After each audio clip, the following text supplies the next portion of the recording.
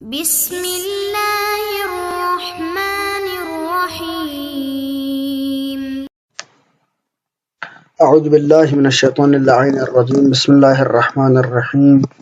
وبه نستعين وهو خير ناصر ومعين. عزیز طلاب کرام، امید ہے کہ آپ تمام خیر و عافیت سے ہوں گے۔ ہم کل کے درس میں ایک اہم نقطے کی طرف اشارہ کر رہے تھے اور ایک خاص بحث کر رہے تھے کہ جس میں ہم بیان کر رہے تھے کہ پیغمبر اکرم صلی اللہ علیہ وآلہ وسلم کی یہ جو نبوت ہے وہ نبوت عام ہے تمام انس و جن کے لیے، اور اس میں ہم نے یہ عرض کیا تھا یہ جو نصارہ کا نظریہ ہے، پیغمبر اکرم صلی اللہ علیہ وآلہ وسلم ایک خاص طبقہ یعنی عرب کے لیے نبی ہے، تمام انسانوں کے لیے نبی نہیں ہے۔ اس کو ہم نے کل رد کیا تھا ادلہ نقلیہ کے ذریعے سے، اور ان ادلہ نقلیہ کے ذریعے سے ہم یہ ثابت کیا تھا کہ پیغمبر اکرم صلی اللہ علیہ وآلہ وسلم نبی ہے تمام انس و جن کے لیے۔ تو آج ہم آتے ہیں کہ آیا جب آپ نے ادلہ نقلیہ کے ذریعے سے اس بات کو ثابت کیا کہ پیغمبر اکرم صلی اللہ علیہ وآلہ وسلم کی نبوت تمام انس اور جن یعنی دونوں کے لیے ہے، تو آپ یہ کیسے کہہ سکتے ہیں کہ جن صاحب عقل ہے؟ قرآن یعنی مکلف تو وہ افراد ہوتے ہیں جو کہ جن کے پاس عقل ہو، اور عقل کی بنا پر انسان کا محاسبہ ہوگا۔ جتنا انسان زیادہ عقل ہوگا اتنا زیادہ اس کا محاسبہ ہوگا، اور معیار تکلیف عقل ہے، تو لہٰذا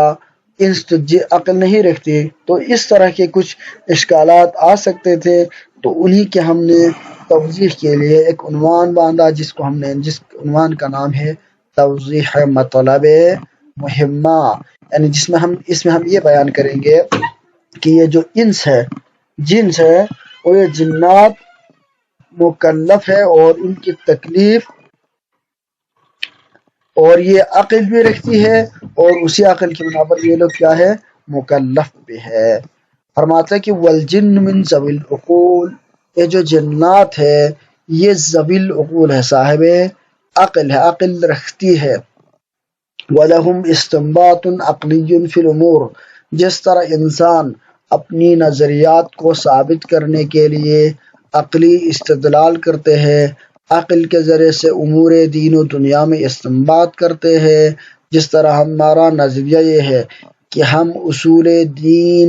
میں تمام احکامات کو عقل سے لیتے ہیں۔ اگر ہم وہاں پر کوئی احکام نقل سے بھی لیتے ہیں تو بطور معیت ہوتا ہے، ورنہ اصول دین کا جو منبع ہوگا وہ صرف عقل ہوگا۔ تو ہم اس نظریے کے قائل ہیں کہ ہم ادلہ عقلیہ کے ذریعے سے احکامات کو کشف کرتے ہیں۔ جب ہم اس نظریے کے قائل ہیں تو ہمیں یہ دیکھنا ہوگا، استنباط کرتے ہیں تو ہمیں اس چیز میں یہ دیکھنے کی ضرورت ہے کہ آیا یہ خصوصیت کہ انسان اپنے امور دین و دنیا میں عقل سے استنباط کرتا ہے، تو آیا انہی خصوصیات کی بنا پر جن کی وجہ سے ایک انسان مکلف بن جاتا ہے اور ان تکالیف کی وجہ سے وہ اطاعت کی طرف آتا ہے، آیا وہی خصوصیات، وہی تمام چیزیں، وہی کیفیت استنباط ان جنات کے پاس بھی ہے یا نہیں ہے؟ تو اب انسان مجبور ہے کہ انسان جن وہ ہوتا ہے جو نظر نہ آئے، تو جو چیز نظر نہ آئے اس کے بارے میں ہم رائے قائم نہیں کر سکتے۔ جب آپ رائے قائم نہیں کر سکتے تو ان کی نظریات کیا ہے، خیالات کیا ہے، خصوصیات کیا ہے، اس کو انسان بیان کرنے سے عاجز ہے۔ لہذا ایک ہی ذریعہ بچ جاتا ہے کہ جس ذریعے سے ہم جنات کے بارے میں اپنے رائے قائم کر سکتا ہے، یہ صاحب عقل ہے یا نہیں ہے، صاحب فکر ہے یا نہیں ہے، ان کے پاس کیا کیا کمالات ہیں۔ ان کو دیکھنے کے لیے ہمارے پاس صرف ایک ہی چیز بچ جاتی ہے، وہ کیا ہے؟ قرآن۔ اور قرآن ہماری حجت ہے، کیونکہ اللہ تعالی خالق انس و جن ہے، وما خلقت الجن والانس، میں نے جنس اور انس کو خلق کیا ہے۔ تو جب اللہ تعالی خالق انس و جن ہے تو اللہ ہی بیان کر سکتا ہے کہ اس مشینری کو بنانے والے کو علم ہوتا ہے کہ اس مشین کے اندر کیا کیا کوالٹی ہے، کیونکہ یہ کوالٹیز اور خصوصیات پیدا کرنے والا ڈالنے والا ہی وہی ہوتا ہے۔ تو لہٰذا اس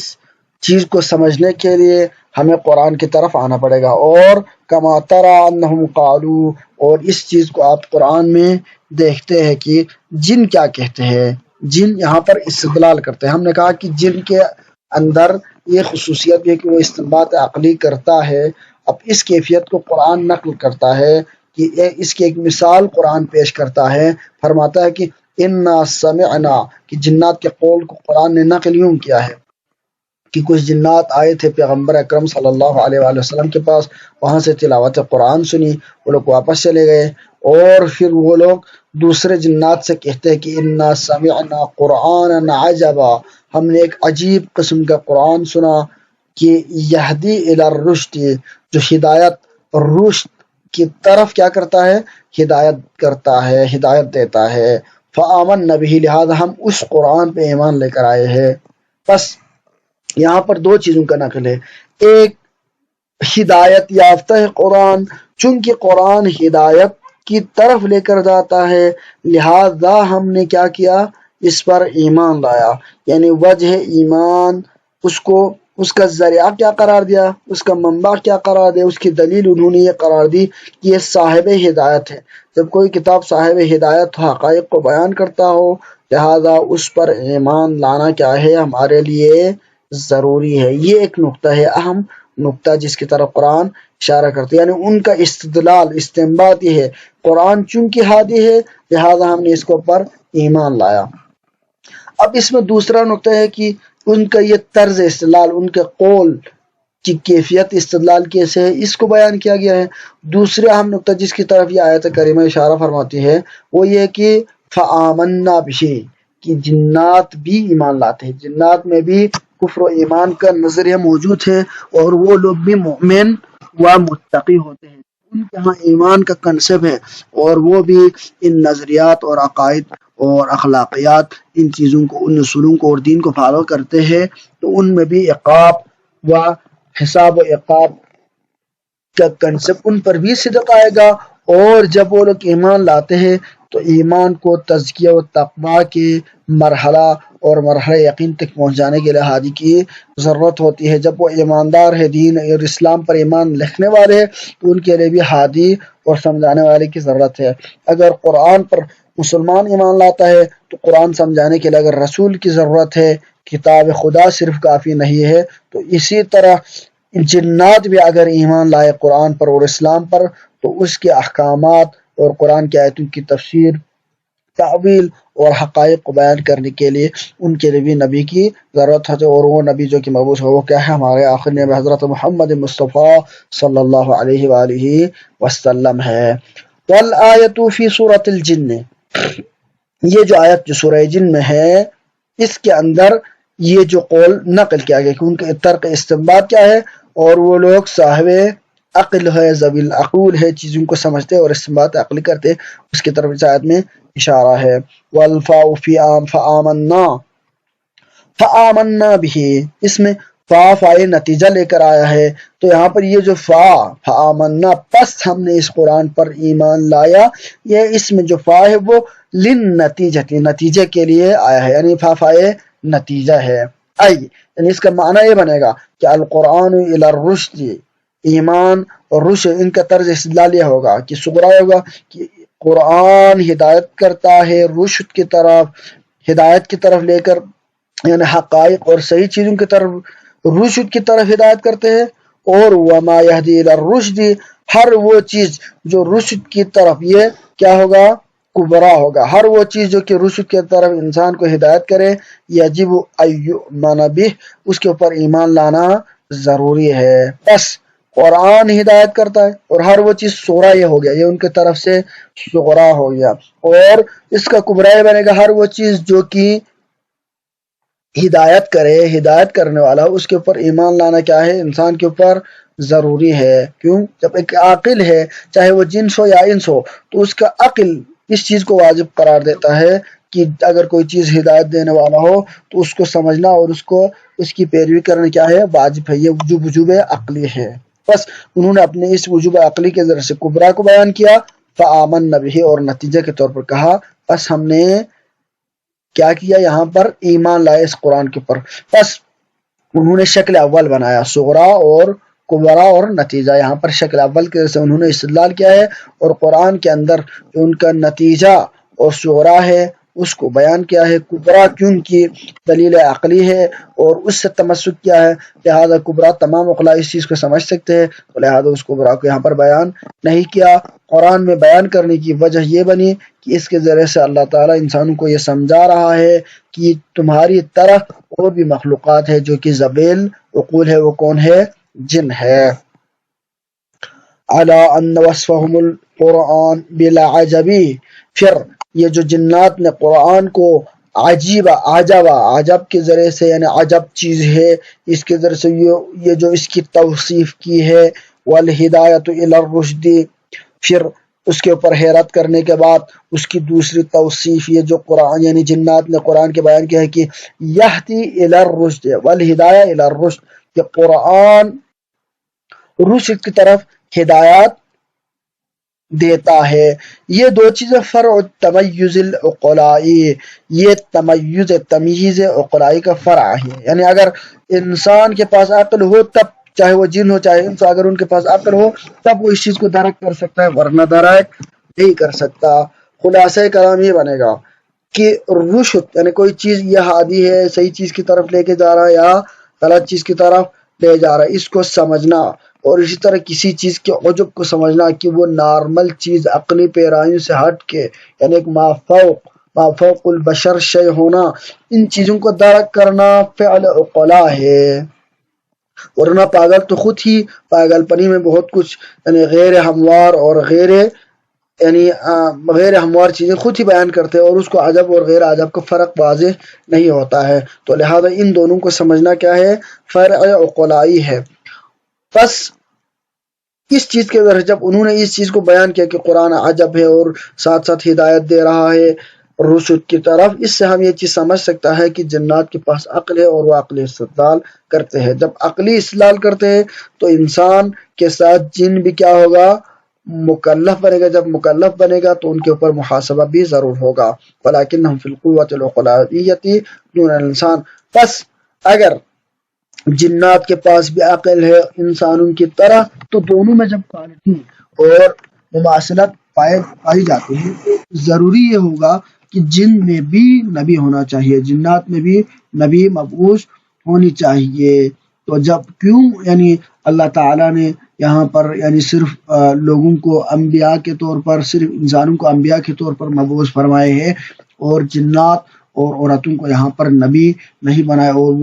وہ لوگ نہ مجتہد بن سکتے ہیں، تو اس کی وجہ کیا ہے؟ تو اس کی وجہ یہ کہ فکما ولیکنہم فی القوۃ العاقلۃ دون الانسان، یہ جن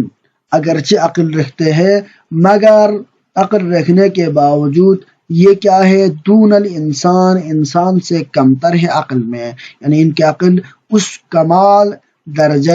مافوق پر نہیں ہے. ہادی کے لیے ضروری ہے کہ وہ عقل کامل رکھتا ہو اور تمام قسم کی صلاحیت کمالیہ رکھتا ہو، لیکن ان کی عقل ناقصہ ہے. جس طرح کہا جاتا ہے کہ عورت کی عقل ناقص ہے، تو جس کی بنا پر ایک عورت پیغمبر نہیں بن سکتی تو اسی طرح نہیں بن سکتا، تو اسی طرح جن بھی پیغمبر نہیں بن سکتے، کیونکہ ان کی عقل عام انسانوں کے بنسبت کمزور ہے اور ان کے اندر دوسری قوہ مضبوط ہے. اللہ تعالیٰ نے اس عقل کی وجہ ان کے پاس اور بھی قوتیں رکھے ہوئے ہیں. جس طرح عورت میں نظام کو چلانے کے لیے قوہ محبہ، اس کے اندر زیادہ مودہ زیادہ رکھا ہے تاکہ نظام زندگی چل سکے اور اپنے اولاد سے پیار محبت کر سکے. لہٰذا اسی طرح جنات میں بھی اور کوالٹیز رکھے ہیں، مگر عقل ان کے پاس ہے لیکن عقل اس کمال کا نہیں ہے. بس یہ لوگ خود پیغمبر نہیں بنتے. جب لوگ خود پیغمبر نہیں بنتے اور ان کی ہدایت کی ضرورت ہوتی ہے تو ضروری ہے کہ انسانوں میں سے جو پیغمبر آئے وہ ان کے لیے بھی ہو. والانسان الکامل الالہی فی کل عصر و زمان اما خائفا مغمورا او ظاہرا مشہورا. بس انسان ہی کامل ہے اور یہ نائب الہی ہے ہر زمانے میں، چاہے وہ خائف مغمور ہو. جس طرح غیبت میں چلے گئے حضرت موسیٰ، غیبت میں چلے گئے، اور بھی بہت سارے انبیاء ہیں جو کہ غیبت میں چلے گئے، حضرت عیسیٰ غیبت میں چلے گئے، حضرت خضر یعنی اس طرح غیبت میں چلے گئے، تو بہت سارے سابقہ انبیاء بھی جس طرح غیبت میں چلے گئے، اور ائمہ میں سے حضرت امام مہدی علیہ الصلوۃ والسلام غیبت میں چلے گئے، تو چاہے خائف مغمور ہو یعنی غم زدہ ہو اور خائف ہو اور وہ غیبت میں چلے جائے حکم الہی سے، لوگ ہدایت قبول نہ کرنے کی وجہ سے، ایسا حادی ہو او ظاہراً مشہورہ یا پوری دنیا کے سامنے واضح ہو آشکار ہو اور وہاں پر ہدایت کر رہا ہو، جیسے کہ باقی سلسلہ انبیاء علیہ السلام، اور حکومتیں کر رہا ہو جیسے کہ حضرت داؤد علیہ السلام یا ہمارے پیغمبر حضرت محمد مصطفیٰ صلی اللہ علیہ وآلہ وسلم، جو لوگوں کے ہاں ظاہر ہے۔ تو ہادی جو بھی ہو وہی انس کے لیے بھی ہوگا اور وہی جنات کے لیے بھی ہوگا۔ فکما ہوا امام الانس وهو امام الجن ایضا، پس جس طرح امام انس ہوگا اسی طرح وہ امام جنس ہوگا، بل ہوا قطب عالم الامکان مطلقا، بلکہ پوری کائنات کا قطب اور مرکز یہی امام ہوگا کہ جو کہ ہادی بھی ہوگا اور لوگوں کو ضلالت و گمراہی سے بھی بچائے گا اور مرکز ہدایت ہوگا۔ اگر اس کا وجود نہ ہو تو کائنات اپنے جگہ پر قائم نہ رہے۔ کبقیت اللہ و تتمت النبوہ مولانا المنتظر القائم فی هذا العصر المحمدی، جیسا کہ اس کی واضح مثال ہمارے نبی صلی اللہ علیہ وآلہ وسلم کے آخری جانشین حضرت امام القائم عجل اللہ تعالی فرجہ الشریف ہے، جو کہ غیبت میں تشریف فرما ہے اور ہدایت جن و انس کر رہے ہیں۔ تو اگرچہ انس کی ہدایت کے اور بھی ذریعے ہوں گے کہ مخفیانہ ہوں گے، غائب ہوں گے، مگر ممکن ہے جنات کے لیے آپ کی غیبت نہ ہو اور آپ جنات سے ڈائریکٹ ان کو ہدایت کر رہا ہو، لہذا آپ کی غیبت صرف انسانوں کے لیے ہو سکتا ہے، جنات کے لیے نہ ہو، تو اس کا امکان بھی ہے۔ بس آپ کی غیبت سے آپ یہ چیز اعتراض نہیں کر سکتے کہ یہاں پر اگر ہادی ہے تو اس کی غیبت میں جانے کا کیا فائدہ، کیونکہ ہم نے یہاں پر یہ ثابت کیا کہ جس طرح نبی یعنی ہمارے پیغمبر حضرت محمد مصطفیٰ صلی اللہ علیہ وآلہ وسلم تمام انسانوں کے لیے ہادی، اسی طرح آپ کے جانشین بھی تمام انس و جن کے لیے ہادی ہے۔ وصلی اللہ علیہ سیدنا محمد وآلہ الطیبین الطاہرین۔